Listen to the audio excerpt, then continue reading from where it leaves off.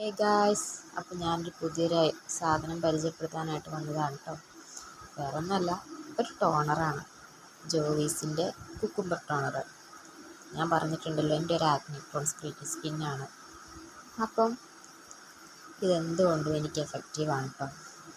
ഞാനിത് യൂസ് ചെയ്താണ് എപ്പോഴും തന്നെ മേക്കപ്പ് സ്റ്റാർട്ട് ചെയ്യുന്നതും എല്ലാം.